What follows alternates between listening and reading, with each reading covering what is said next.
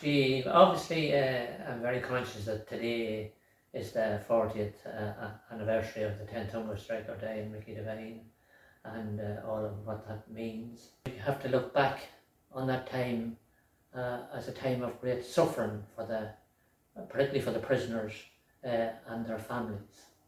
And I suppose the biggest thing for me is that it's such a long time, and 40 years is a huge amount of years that have elapsed, and all that has happened since then. And of course, the big thing for me personally too is that so many people that I would have known in, we'll say, in a Fermanagh context would have died and passed on. Many good supporters and leading figures in Fermanagh have died. People from Donal, like Owen Carron and his poor wife Ellie, Paddy Foster, and indeed his daughter Joan, who was very prominent, who was only a young woman at the time of the hunger strikes. They have all passed on. And of course yesterday in Lisnaskey, Loretta Gleeson, one of the great women in Fermanagh, was buried. And as the priest said at Loretta Gleeson's funeral, it was hard to stand up at that time and to put yourself forward because it was really, really dangerous. Not to forget people like my own neighbour Paul Corrigan and his brother Aidan, who Aidan was a teacher in Dungannon, who were a tremendous help. It was a different time, and times have changed greatly now, thankfully for the better, in that there's a semblance of peace and normality, and there's no militarisation of the area. And the big sacrifice that was made by those 10 prisoners, by their families, that hopefully that sacrifice has in a major way contributed to the prospect of what we're all hoping for in the future, the new Ireland, the new Republic, a united Ireland where there would be freedom and justice and equality.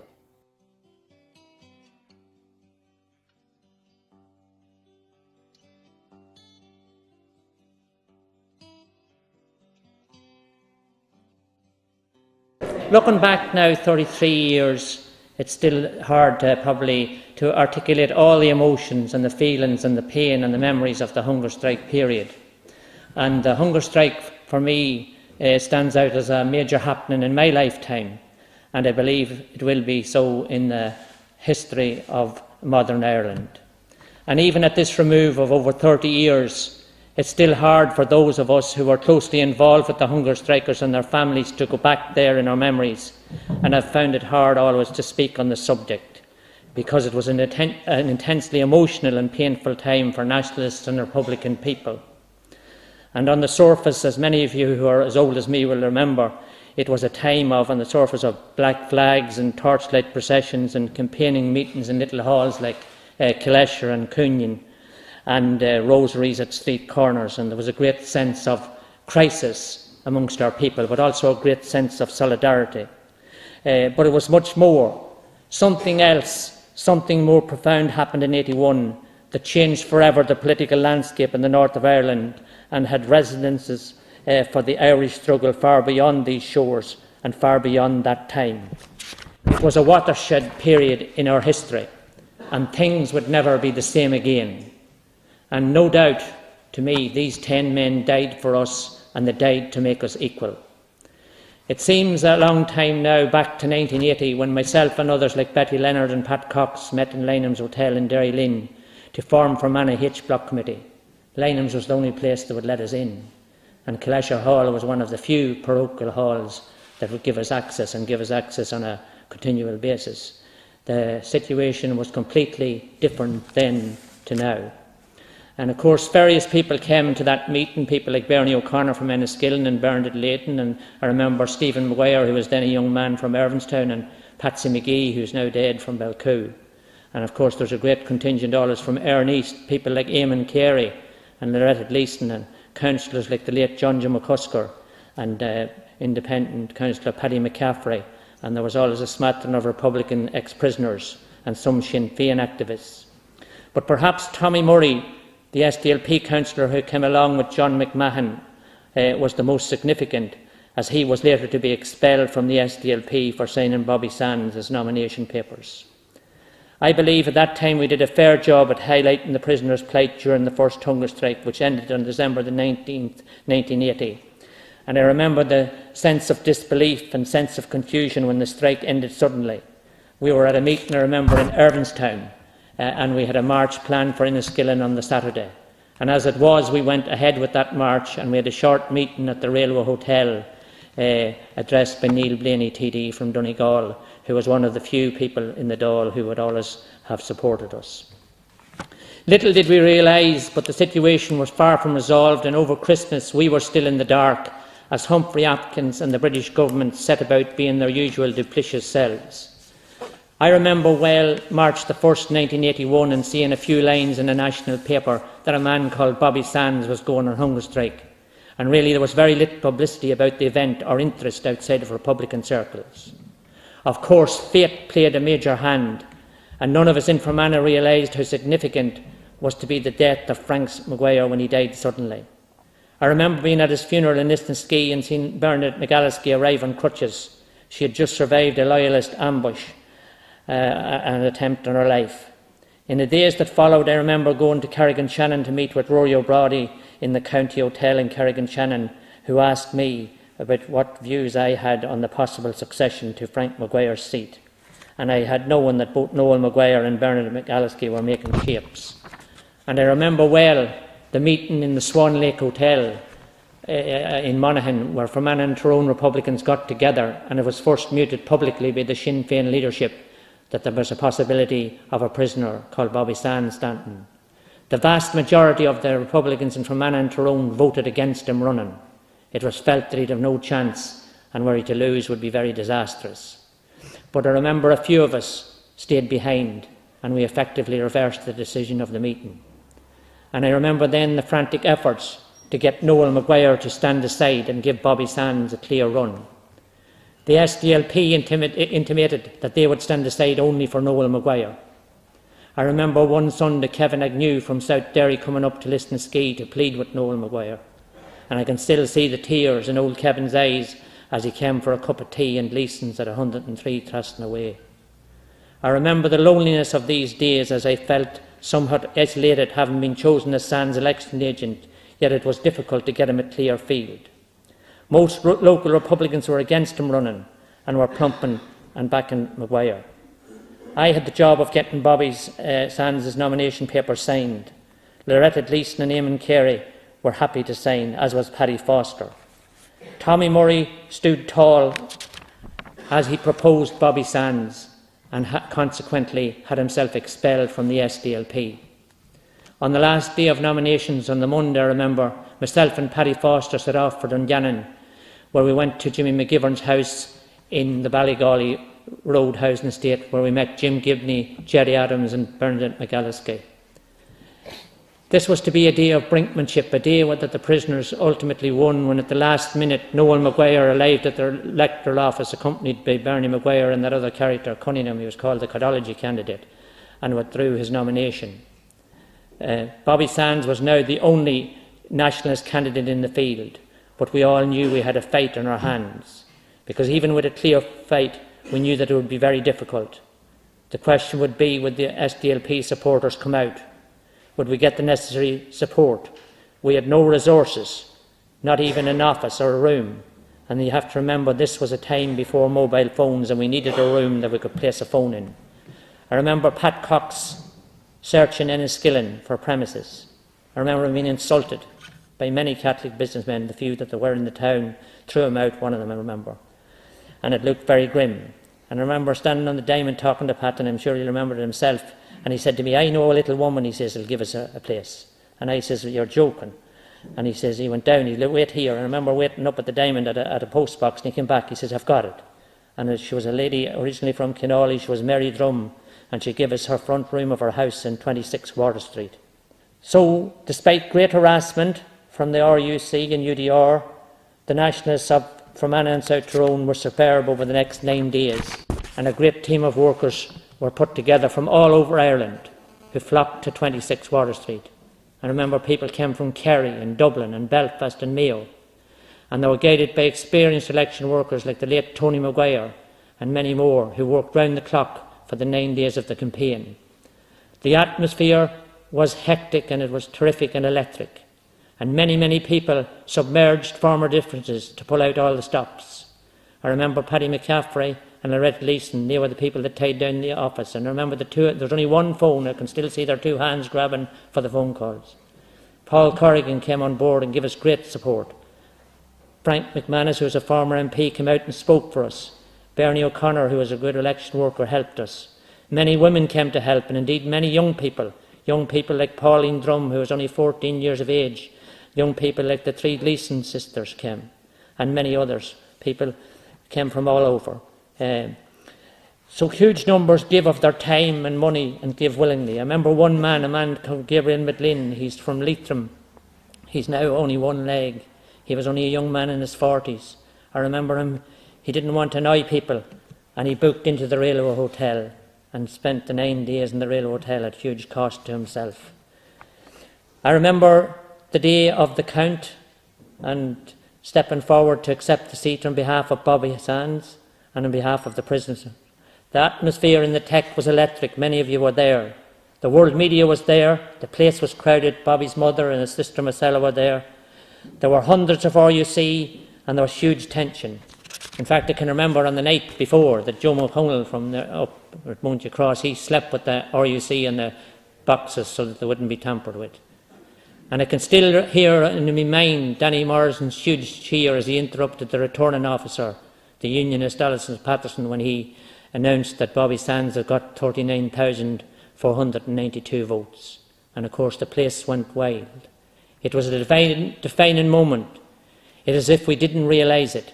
Against all the odds we had won, and Fermanagh South Tyrone had delivered. And I was very proud being from Fermanagh, because from the time of Michael Devine, Fermanagh had been called the county of the standbackers. But this time we had come to the fore. It was a crucial victory, and in my naivety I thought that it would save Bobby Sands' life. But of course we know that it didn't. I first met Bobby Sands when he was 30 days on hunger strike and saw him roughly for the next 30 days. I was unprepared for my task. I'd never been to jail, and going up to see him was fairly intimidating. The H-block to a person like me was the lion's den, and you could cut the atmosphere with a knife. I met him in the prison hospital. Those first visits, he was in good shape, able to be up. He was keen to know what was happening. I, of course, was down in Fermanagh and far away from the centre of events in Belfast, but I did my best to relay what was happening as I saw it. Of course, he knew much more than I did, as he was central to the strike and in constant contact with the outside. Unlike the photograph of a long-haired man, he was actually short-haired, but he was strong in character and committed and concerned, and despite his surroundings and where he was and who was around him, he was sincere and gentle. He had a great relationship, obviously, with his mother and his sister Marcella, and he felt very much for them and what they were going through. It never ever crossed his mind in any of our conversations that he should stop. He always knew that he would die, and perhaps that one other would die as well before the British would move.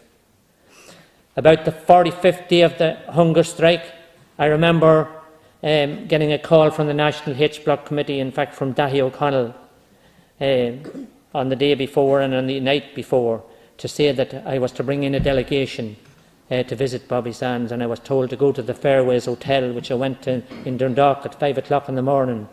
And there I was met by Dr. John O'Connell, who was the former Health Minister in Hoffey's government, by Neil Blaney TD and by Sheila de Valera.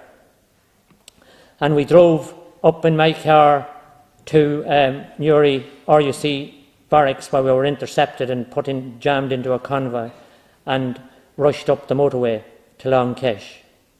And a warder showed us in and he said, "Mr. Sands," he says, "visits from European MPs." He must have said I was one as well. But he was quite ill. Bobby was quite ill at the time, but he was coherent. And it was obviously a very emotional meeting. O'Connell, being a medical doctor, checked him out medically first, and he had told Blaney when going in, "I'm going to ask him to come off the strike." And he begged him during the conversation to come off the strike. But of course Bobby resisted. Sheila de Valera was crying, and they were all struck by his courage, commitment, and what he and the prisoners were enduring, and what they had endured on the blanket protest. I remember well my last visit with him on the Saturday before he died. He was really weak, he was blind, he was totally gaunt and emaciated, lying on a sheepskin rug on a waterbed because his bones were sticking out, and he could barely speak. He asked me if there was any change in things, and I said not, and he replied, "Well," he says, "that's it then. Go and see my parents and look after my ma." I was shocked by the imminence of his death, but I went along with Jim Gibney. We went up to see his mother and father and sister, and it was a sad meeting. We all knew that time was getting short. I was at home in Mackin on the Monday night, a Tuesday morning of May the 5th, when a few minutes after 1, Jim Gibney phoned me to say that Bobby Sands had died at 1:10. They had let him die and discarded all our votes. Jim Gibney asked me to go to Belfast, and I set out in the middle of the night. And when I arrived at Broadway, of course, the place was all rioted and all destruction. But I got through anyhow, and I went to Tom Hartley's house. And in the afternoon, Bobby was brought home to his parents' house in Quinbridge, where he was waked. Thousands filed by his coffin. I remember people from home coming up, people, Paul Corrigan, I remember there, who's down here tonight, and Patsy Heavey, and Frank Keenan, who's now dead. I remember the call. And I remember very well Frank saying to me that he was glad to be able to come to see the remains of such a great patriot. On the day of his funeral, I remember looking backwards from the hearse and seeing the 100,000 strong crowd. And myself and Gerry Adams said to each other how sound and how loyal the Irish people were at the back of it all, despite all the ways we had been divided. It was a great difficulty that I spoke at the funeral in Milltown, but I managed to get through it, and I hope I said some of the right things. Events were moving so fast, and there was no time till Francie Hughes died. I remember myself and Jimmy Drum being sent over with the family as he was being removed from Beaver Park Hospital, and how the RUC attacked the undertakers, broke the hearse windows and pulled myself and the undertaker from the vehicle, hoping that they could commandeer it. But luckily they weren't able to do so, they couldn't get it started.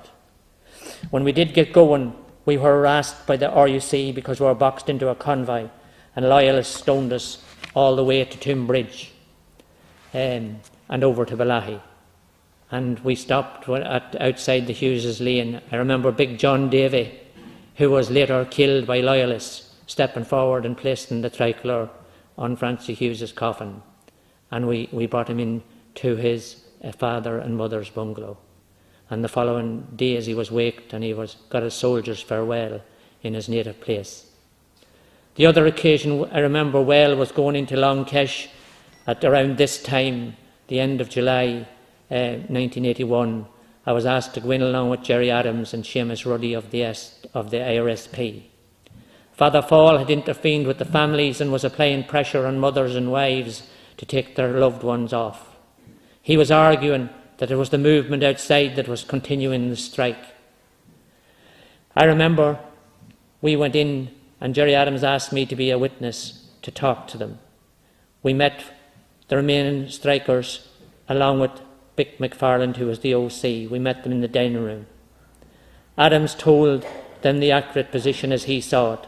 The Brits weren't moving, and the likelihood was that they would not move at all, and that their probability was that if the strikers didn't come off, all of them would die. They must decide for themselves whether to go ahead or not. But he said that he, for his part, would happily go outside and face the media and explain that the prisoners wanted to end the strike. Tom McElwee was there, as was Mickey Devine, Paddy Quinn, Matt Devlin, Liam McCluskey, and a few others. Kieran Doherty, the TD for Cavan here, was so ill in bed he couldn't come to the meeting. But we spoke to him in his cell and he could understand, and he said he wasn't coming off the strike. Kevin Lynch was beyond talking to. His father and mother were with him. He was already dying and we couldn't speak with him. Tom McElwee and Mickey Devine spoke in unison that they would give Thatcher everything they'd got, meaning that they would go ahead. We shook hands with them and left. But of course, It was a time of tremendous crisis, a time of battle when the prisoners and the Republican people were standing shoulder to shoulder against Britain. In the first week of August, Kevin Lynch, Kieran Doherty and Tom McElwee died. On the 20th of August, the same day as I was elected by the people in Fermanagh South Tyrone to succeed Bobby Sands because another prisoner couldn't stand, Mickey Devine died that day. Red Mick from Derry was the last hunger strike to die because increasingly families took their sons off and the strike lost momentum. After 217 days of hope, of despair, of suffering and exceptional courage, the prisoners called off their strike in early October. It was an extraordinary time. Never before had the Irish situation hit the world stage. Bobby Sands and the hunger strikers were known all over the world, and Britain were now in the dock of world public opinion. Thousands of people walked down the Champs-Élysées in Paris in protest when Bobby Sands died. The Indian Parliament stood in silence. The longshoremen blocked the port of New York. In Tehran, the new government named the main thoroughfare Bobby Sands Street.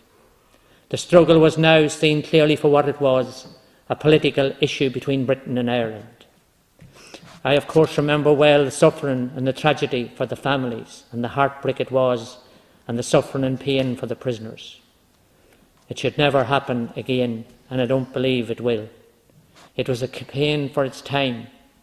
As Sands wrote, "What is gained for the Republic. What is lost for the Republic." I think the losses have been great.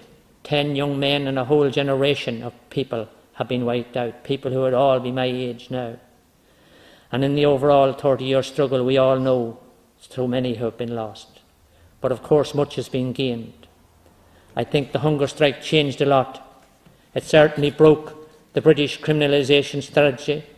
It refuted Britain's role in Ireland and showed her as the aggressor and occupier. It politicised Republicans and nationalists and gave us some strength. The prisoners ultimately got their demands and won a huge moral victory. Nationalists and Republicans were matured and politicised.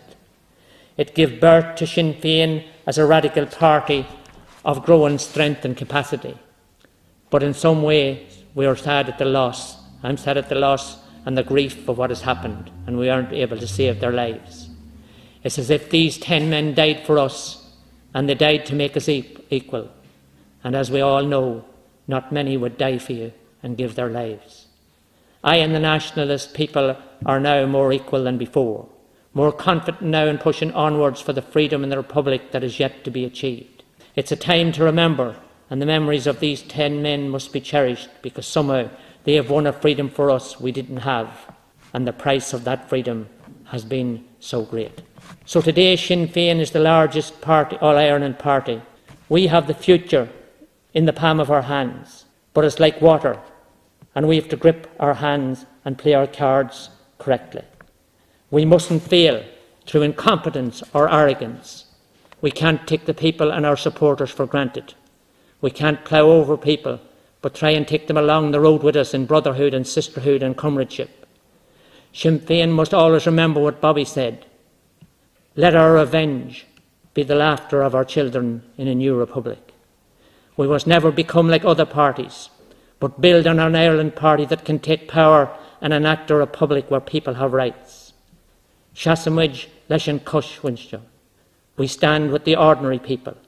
Stand against the multinationals and the beef barons and the big bankers who want to plunder our economy for their own personal gain. We must be clear on who we are. We are the people who walk the streets with black flags. We stand with our local communities, and we oppose and should oppose without equivocation the big mercenaries who would destroy our country with developments like fracking for gas, which will not benefit our people. We must always listen to the people and lead them. It's hard now for all those who weren't part of that time, who probably weren't even born, to understand what really occurred back then. But I hope that as nationalists and Republicans grow in freedom, as they stride forwards, as they pursue the new reality and avail of the changed situation in Ireland, I hope they will appreciate the confidence, the freedom and equalisation that has been won. because it has been gained at a heavy price, not least the lives and courage of the 10 very ordinary but very exceptional young men, and we must remember them here tonight and forever. And I just want to finish with a little poem by Pierce McLaughlin. He said, "Darkened years of winter have passed. Summer waits for spring before it lives. Blanket-clad and wasted, the winter has been long. No gleam of hope a thoughtless nation gives. In silence we walk the streets, as one by one our hunger strikers died. Their memory is forever in my mind, pictures of their faces in my eyes. My sorrow and grief will not subside, and my love for them I will not disguise. In silence we walk the streets, as one by one our hunger strikers died. O'Hara, Hughes, McCreesh and Sands, Doherty and Lynch, MacDonald, Hurston, McElwee, Devine." Gurmailga.